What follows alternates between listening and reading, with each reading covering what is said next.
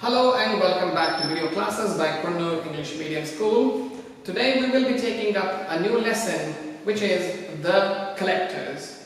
The Collectors is an interesting story about aliens coming to Earth and trying to kidnap some humans. So this is going to be an exciting story because at the outset itself I told you it's about aliens trying to kidnap humans. So will they be successful in kidnapping the humans? What happens to whom is what we will be seeing in this story.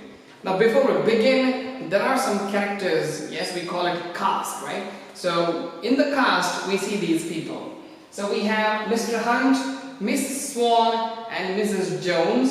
These three people are teachers. Okay, Mr. Hunt, Mrs. Swan and Mrs. Jones, and we have Mr. Brown and Mrs. Brown, two other people. They are not teachers, and we have some boys and girls as well. I have written up here on the board so that you can identify the names, because these names might be difficult to identify whether they are male or female. So Pete, Glenn and Wayne, they are the boys, and Carol, Tracy and Dawn are the girls.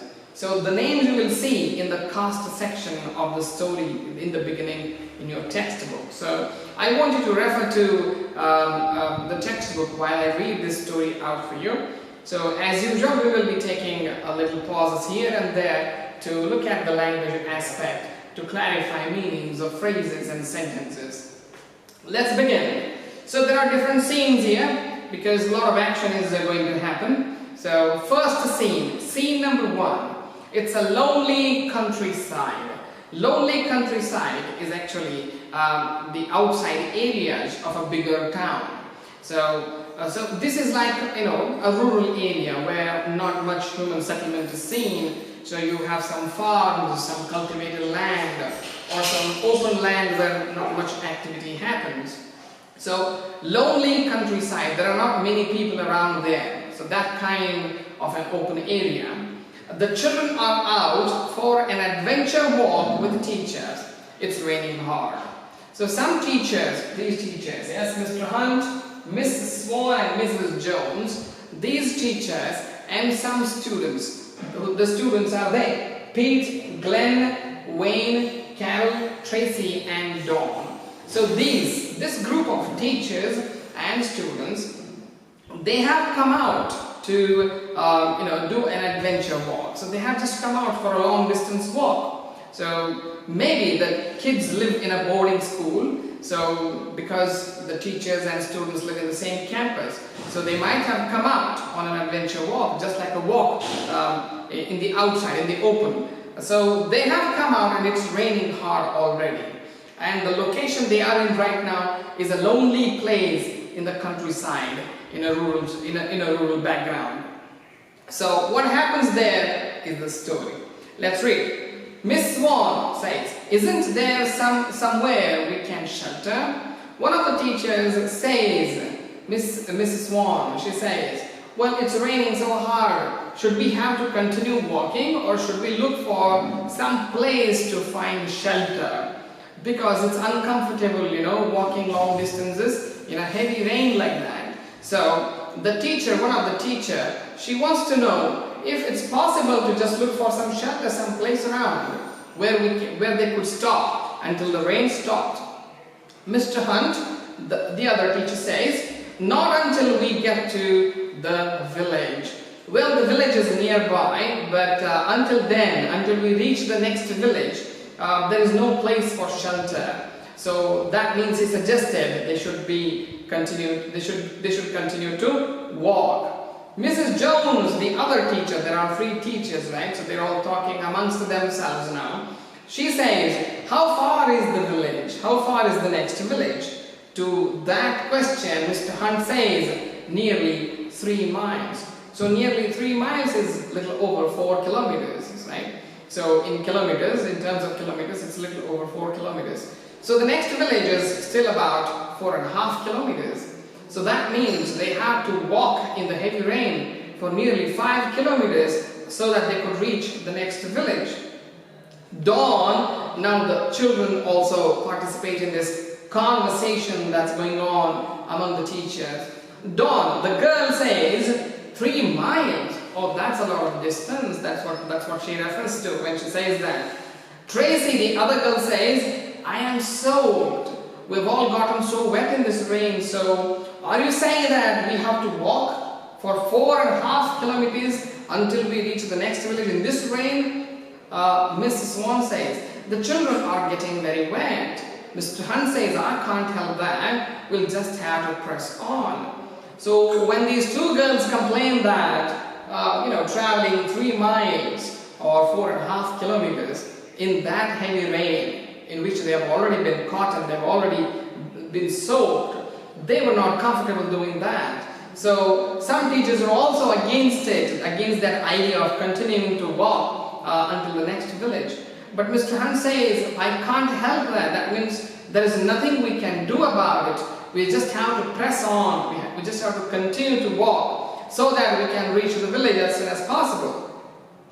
Then one of the boys, yes, Pete, Glenn and Wayne, they are the boys.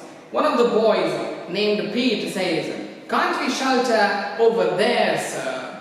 He is pointing to some place in that rain, and then he says, look there, can't we take shelter there? Shelter means, just getting some protection. Maybe it's a building there that he has seen. So he is asking the teachers, he is asking Mr. Hunt, can't we go there, sir? And there is a place there. So Mr. Hunt, where, says, because he can't see it. Pete has seen some place, but Mr. Hunt is not able to see that place, so he says, where is it? Pete says, there, in that house. So it looks like there is a house nearby, which Pete has seen, and he's asking Mr. Hunt if that would be a good place to go there and take shelter. Mr. Hunt says, that's not a house, surely, hard to see in all the rain. Well, you're talking about a house, but I still don't see any house there. And it's raining so heavily, my vision is blurred. I can't see through it, says Mr. Hunt.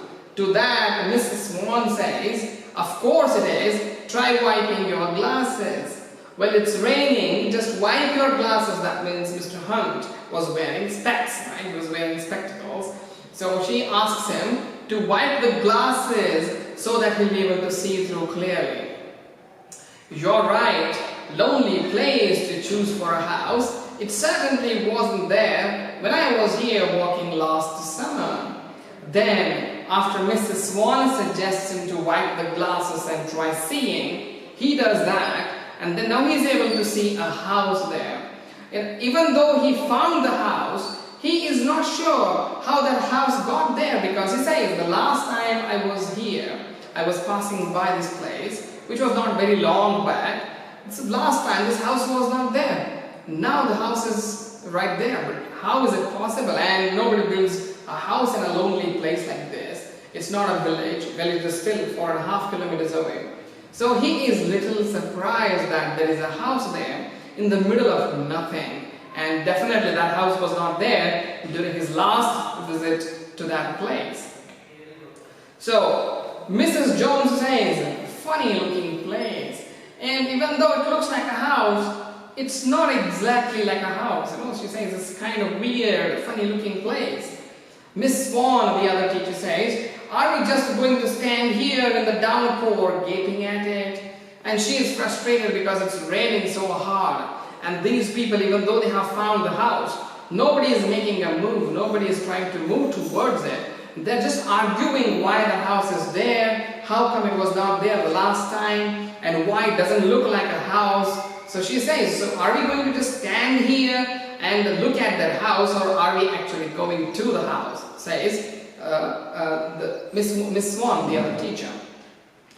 Dawn, the other girl, she's back in the conversation now. She says, yes, can't we go up there and ask for shelter, sir? Let's all go there and ask whoever is inside the house, the owner of the house, to give us some shelter until the rain passes. Mr. Hunt, we can't take your crowd into a private house. You are dripping wet.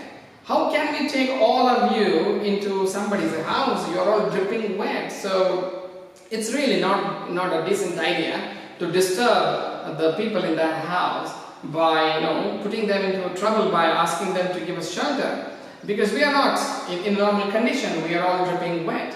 So Mr. Hunt is kind of hesitating. So Mrs. Jones says, there is probably a shed or garage, we could shelter there. Mrs. Jones says, well, if that is a house, then there'll be a shed or a garage to park the vehicle, the car. So we don't really have to get inside the house. We just take the permission, the owner's permission, and then we can just be in the garage outside until the rain stops. Miss Swan says, we can at least ask, well, whatever it is, let's go there and ask the people in the house. They might be able to do something for us. So Wayne says, a boy, yes sir, why not? Why can't we do that? And Tracy, the girl, says, I am freezing. Oh, alright, says Hunt. So Mr. Hunt is kind of, he's been voted out of this idea of not going there, because the majority of the group wants to go to that house and then find some shelter there, because they're all dripping wet and they're feeling very uncomfortable. So scene 2 now. In scene 2, we see that this group of students and teachers have actually approached the people, the owners in that house, and have had a conversation with them. So Mrs. Brown is standing with all the children and teachers. Mr. Brown comes in through the outer door.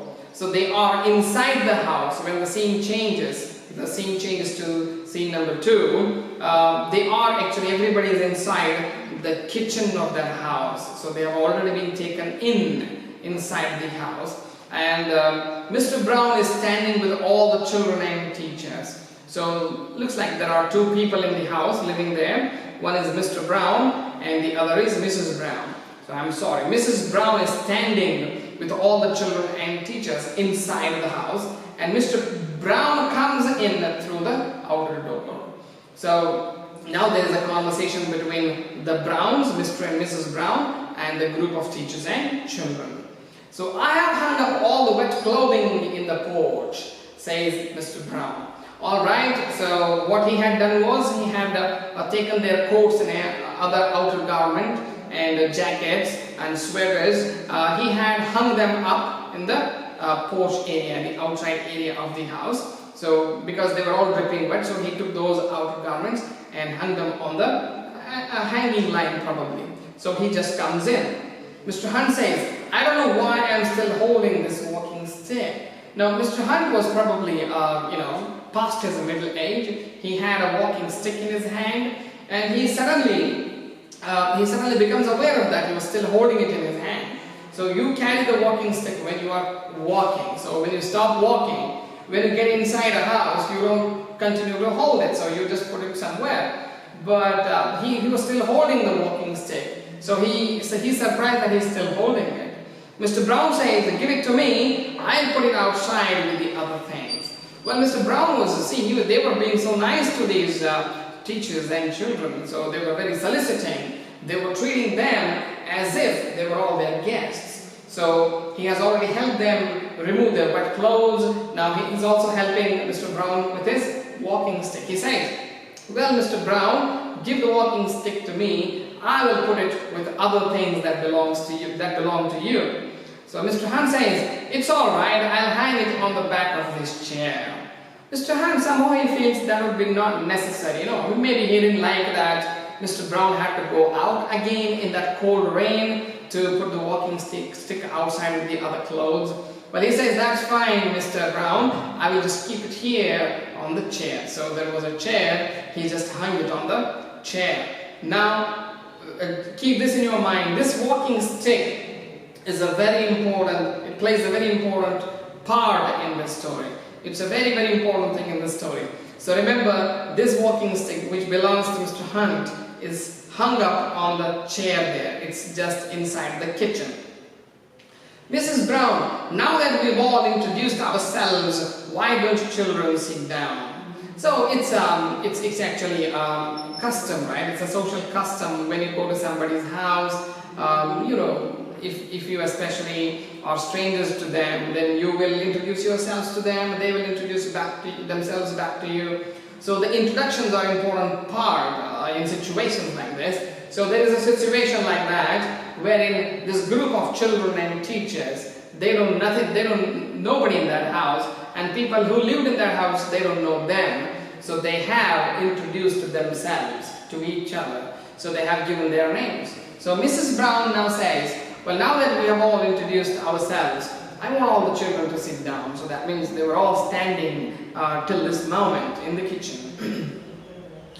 Mr. Brown says, and the grown-ups can come through into the room. You children will be all right here, won't you? So Mr. Brown and Mrs. Brown have asked children to sit down, and they are asking the grown-ups, grown-up means the teachers, the adults, to join them into the other room. So there was another room there. So their idea was to leave the children in the kitchen and take the adults, the grown-ups, the teachers, the three teachers, into the other room. So they are kind of separating the children from the teachers, which looks pretty normal, because there is no point in leaving everybody in the same kitchen, in the small kitchen room, and there were no chairs there. There's just one chair upon which he hung his walking stick, but other than that there was not much furniture there. So Mr. and Mrs. Brown wanted the teachers to be comfortable in maybe on a sofa or better furniture. So they asked them to accompany them into the other room. Okay, so this is clear. Children have been asked to be in the kitchen and the adults have been asked to get into the other room. Mrs. Brown says, you children will be alright here, won't you? There isn't enough room there for everyone. So Mrs. Brown has been very nice too to the children. She says, is it okay we all leave you here and take your teachers to the other room, because in the other room there is not much room, there's not much space there. So all of you won't fit in there. So is it okay if you are left in the kitchen? And Carol says, yes, thanks, no problem. One of the girls says, that's fine, we will be here. And Glenn also says, oh yes, no problem. Pete says, we will be fine. So the children say, they will be okay to be left in the kitchen. So Mrs. Jones, thank you very much for taking us in like this. Our pleasure, says Mr. Brown. One of the teachers, Mrs. Jones says to Mr. and Mrs. Brown, thank you very much for letting us in your house in a situation like this. We really appreciate that. To that, Mr. Brown says, no problem, you're welcome, kind of thing, our pleasure. So when somebody thanks you, you can say, no problem, you're welcome, or our pleasure, or my pleasure, things like that. So this is how they respond. Mr. Brown responds, our pleasure. So that means we are happy to let you into our house. So we will see that they were actually really, really happy to let this group of children and students, teachers and students in their house for a particular reason. We will come to know why later. Then Mrs. Brown says, there is a fresh pot of tea made in the other room. Would you like a cup? Mrs. Swan says, I would love one. So Mrs. Brown, while they have asked the teachers to accompany them, join them in the other room, she says, well, we have a fresh tea, we have prepared fresh tea. It's hot and ready. Would you teachers, would you adults, would you grown-ups like a cup of that tea? And Miss Swan says, I would love one. There's no point in feeling shy, because they have anyway been let into the house and it's cold and they've all gotten wet. So a hot cup of coffee would be very welcome. So Miss Swan says, I would love one. That means I would love a hot cup of coffee. And Mrs. Jones says, I would love one too. Mrs. Brown, would you like to come through then? Alright, so let's go into the other room, let's have some tea. Okay, so Mr. and Mrs. Brown and the three teachers go out. The children are silent for a moment or two, looking around. So things have changed now.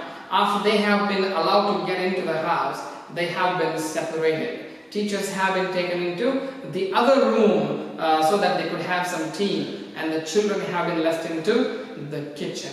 And the children are alone now, so they are curious, they are just looking around. And when they look around, they see some things were really weird, some things were strange. What were those things in that house that the children found strange? Well, we will see that in the next class.